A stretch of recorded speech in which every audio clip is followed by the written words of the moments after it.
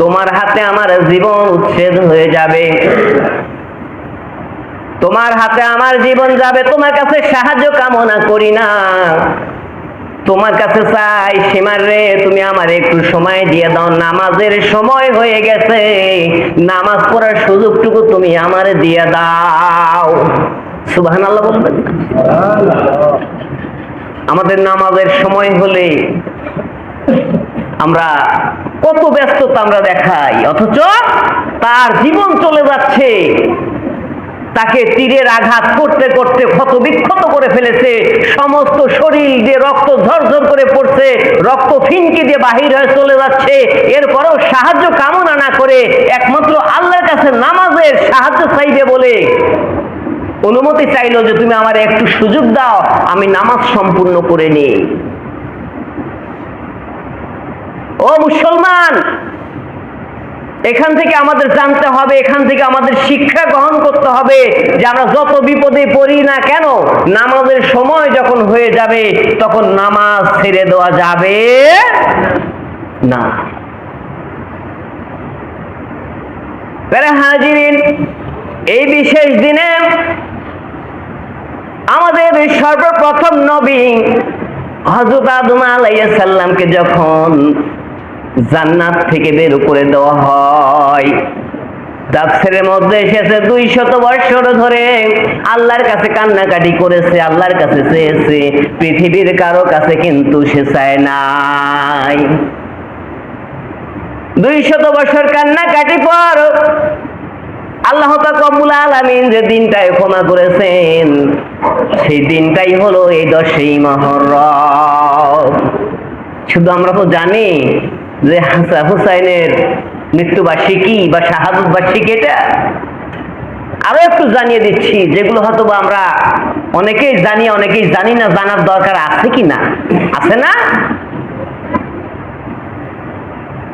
আমরা খেয়াল করলে বুঝতে পারবো আমাদের জাতির পিতা ইব্রাহিম আলাইহিস সালাম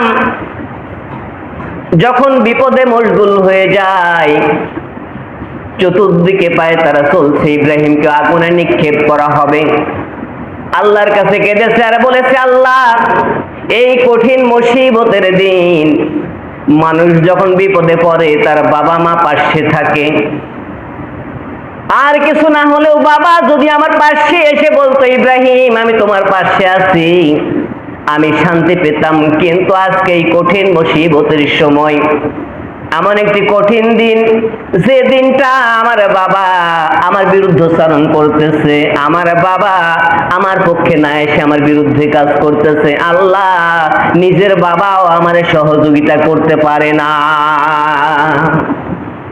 ইব্রাহিমের পিতা আজর তার সন্তানের পক্ষে না হয়ে তার বিপক্ষে কাজ করছে, সড়কের দড়ি ধরার জন্য তাকে প্রেসার ক্রিয়েট করা হয়েছে, তাকে চাপাচাপি করা হয়েছে, সে সড়কের দড়ি ধরে ব্যস্ত আছে। তাই ইব্রাহিম আফসোস করে বলছে, আল্লাহ কঠিন বিপদের সময় আর কেউ না থাকলে বাবা একজন পাশে থাকে, আজকের এই কঠিন দিনে আমার বাবা আমার পাশে নেই, আল্লাহ একমাত্র তুমি ছাড়া আমাকে হেফাজত করার পৃথিবীতে আর কেউ আছে নাকি? আল্লাহু তাআলা আনা আলাইহা হাফেজ, আমার আল্লাহ বলে আমি সবচেয়ে বড় হেফাজতকারী। বলুন সুবহানাল্লাহ। মনে করি বিপদে পড়েছি, এই বিপদে মনে হয় আল্লাহ আমারে বাঁচাইতে পারবে না, এর চাইতেও কঠিন বিপদ কি আমরা পড়েছি নাকি? এর চাইতেও কঠিন বিপদ কি আমাদের লাইফে এসেছে? কেউ বলতে পারবেন? ইব্রাহিম আলাইহিস সালাম আল্লাহর কাছে যখন কাঁদলেন, আল্লাহ কবুল করে নিলেন এবং বললেন, ইব্রাহিম তুমি চিন্তা করো না। তাফসীরের মধ্যে এমন এসেছে, একটা ব্যাঙ যাই ইব্রাহিম রে বলেছে, ইব্রাহিম তুমি বলো আমি প্রস্রাব করে তোমার এই আগুনটা নিভাইয়া দিব। বলুন সুবহানাল্লাহ। ব্যাঙের প্রস্রাবে কি আর আগুন নিভবে? ইব্রাহিম তুমি বলো আমি আগুন নিভিয়ে দিব। ফেরেশতারা বলছে, ও ইব্রাহিম তুমি বলো, তাহলে আমার এই নূরের পর দিয়ে আমি এমন একটা বাতাস তুলবো আগুন নিমিষের মধ্যে নিভে যাবে। তাফসীরে এমন বর্ণনা এসেছে যে এত অগ্নিশিখার দাউ দাউ ছিল যে 2000 কিলোমিটার উপর দিয়ে পাখি যদি উড়ে গেছে, সেখানে ওই আগুনের এখানে পুড়ে শেষ হয়ে গেছে। ফেরেশতাকুল বলে, ও ইব্রাহিম তুমি বলো, একবার অনুমতি দাও, উইদাউট পারমিশন, অপেক্ষায় আছি, তুমি খালি একবার পারমিশন দিয়ে দেখো কি করি, আগুন নিভা শেষ করে দিব। ইব্রাহিম বললেন, ও ফেরেশতা, যে আল্লাহ আমারে আগুনের মধ্যে নিয়ে আসার জন্য সুফায়সালা করেছে, ওই আল্লাহ কি দেখে না? ওই আল্লাহর কাছে ছাড়া অন্য কারো কাছে সাহায্য চাই না, আমি আল্লাহর সাহায্য কামনা করছি। বলুন সুবহানাল্লাহ। কত বড় শক্তিশালী ইমানি পরিচয় দিয়ে দিলেন যে আমি আল্লাহর সাহায্য কামনা করছি। ফেরেশতার কাছে চাইতেও পারতেন যে এত কিছু হচ্ছে, এই অগ্নিতে যদি আমাকে ফেলে দেয় পুড়ে শেষ হয়ে যাবো, ফেরেশতা তুমি একটু আগুনটা নিভানোর ব্যবস্থা করো না কেন? আগুনটা নিভানোর ব্যবস্থা করো না কেন?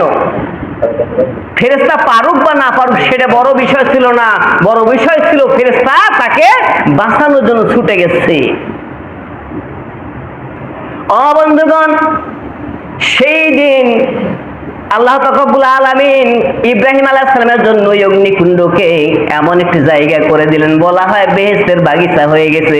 বলুন সুবহানাল্লাহ। সেই দিনটাও ছিল 10 মুহররম। ও বন্ধুগণ, ইউনূস নবীর জীবনী আমরা শুনেছি, যাকে মাছে খেয়ে ফেলেছিল, একদিন নয়, 2 দিন নয়, 40 দিন পর্যন্ত মাছের পেটের ভিতর রেখে দিয়েছিল। আল্লাহ তাআলার হুকুম হলো, ইচ্ছা করলে অন্যের কাছে সাহায্য কামনা করতে পারতেন, কিন্তু ইউনূস অন্য কারো কাছে সাহায্য চাইলেন না, শুধু পড়তে থাকলেন, লা ইলাহা ইল্লা আনতা সুবহানাকা ইন্নী কুনতু মিনাজ জালিমিন। একমাত্র আল্লাহর প্রশংসা করলেন, আল্লাহর কাছে সাহায্য কামনা করলেন। যখন 40 দিন পূর্ণ হয়ে যায়, 40 দিন কোনো ব্যক্তি যদি মাছের পেটে থাকে, ওই ব্যক্তির কোনো কিছু সন্ধান পাওয়া যাবে কিনা? যাবে নাকি বলে? শেষ হয়ে যাবে। অথচ আল্লাহ রব্বুল আলামিন কি বলেছেন? ক্বালা আনা আলাইহা হাফিজ, আমি হেফাজতকারী রয়ে গেছি। বলুন সুবহানাল্লাহ। 40 দিন যখন পূর্ণ হয়ে যায়, তাফসীরের মধ্যে এমন এসেছে, আল্লাহ রাব্বুল আলামিন ওই মাছের পেটের ভিতরে এমন একটা পাক শুরু করে দিয়েছে, এমন একটা ঝড় তুলে দিয়েছে, এমন একটা সাইক্লোন তুলে দিয়েছে, মাছ বলছে আমি আর তোমারে রাখতে পারি না, কিনারের দিকে ছুটে চলে যায়। কিনারা যখন পেয়ে যায়, ওই জায়গার মধ্যে কি করলেন? আল্লাহর হুকুমে বমন করে তারে ছেড়ে দিলেন। বলুন সুবহানাল্লাহ। যেই দিন তারে হেফাজত করেছিলেন আল্লাহ পাক রব্বুল আলামিন, সেই দিনটাও ছিল 10 মুহররম। বলুন সুবহানাল্লাহ। তাফসীরের মধ্যে এমনটা পাওয়া যায়, ইয়াকুব আলাইহিস সালাম যখন তার ভাইদের চোখে বড় বিষ হয়ে যায়, বড় শত্রু হয়ে যায়, 10 জন ভাই তারে মিলে কূপের মধ্যে নিয়ে যায় নিক্ষেপ করে ফেলে দিয়ে আসে, এখানে চিরদিনের জন্য তুই নবী হওয়ার স্বপ্ন দেখ, নবী হওয়া তোর জন্য আর হবে না। আমার আল্লাহ বলে, আমি ইচ্ছা করলে ওখান থেকে তুলে আমি ইয়াকুবকে নবীত্ব দান করব। বলুন সুবহানাল্লাহ। সংক্ষিপ্ত বলতে হবে যেহেতু সময় বেশি পাওয়া যাবে না। ইয়াকুব নবী, ও হ্যাঁ, ইয়াকুব নবী চোখের দৃষ্টি ফিরে পেয়েছিল। বেরা হাজিরিন, ইউসুফ আলাইহিস সালামকে তখন কি করলেন? আল্লাহ পাক রব্বুল আলামিন এই দিনটাতে সেখান থেকে হেফাজত করলেন এবং সেখান থেকে আবার মুক্তির ফায়সালা করে দিলেন। বলুন সুবহানাল্লাহ। এরপর যখন মিশরের বাদশা আজিজি দায়িত্ব পেলেন, তার 1 বছর পর আল্লাহ পাক রব্বুল আলামিন এই দিনটাই ইয়াকুব আলাইহিস সালামের পিতা ইউসুফ আলাইহিস সালামের পিতা ইয়াকুব আলাইহিস সালামের চোখের দৃষ্টি হীন হয়ে গেছিলেন, চোখের দৃষ্টি নষ্ট হয়ে গেছিলেন। আল্লাহ পাক রব্বুল আলামিন এই 10 মুহররমে সেদিন তার চোখের দৃষ্টি ফিরিয়ে দিয়েছে। বলুন সুবহানাল্লাহ। আমরা জানি যে একজন নবীকে আল্লাহ পাক রব্বুল আলামিন পরীক্ষা করার জন্য তার সমস্ত শরীর পোকামাকড় দিয়ে ভরে দিয়েছিলেন, ঘাও দিয়ে ভরে দিয়েছিলেন। সেটা হচ্ছে হযরত আইয়ুব আলাইহিস সালাম। পরিবারের সকল তাকে ছেড়ে চলে যায়, কেউ তারে দেখে না, গ্রামবাসী তাকে দূর দূর করে তাড়িয়ে দেয়। আল্লাহ পাক রব্বুল আলামিন এই 10 মুহররমে সেদিন তাকে মুক্তি দান করেছিলেন, সেই বিশেষ এই দিনটা। হাজিরিন, লক্ষণীয় বিষয়, এই 10 মুহররম শুধু হুসাইনের মৃত্যুবার্ষিকী এমন নয়। এই দিনে আল্লাহ পাক রব্বুল আলামিন অনেকগুলো নবী ও পয়গম্বরদেরকে মুক্তির ফয়সালা করে দিয়েছেন, সেই বিশেষ দিন এটি।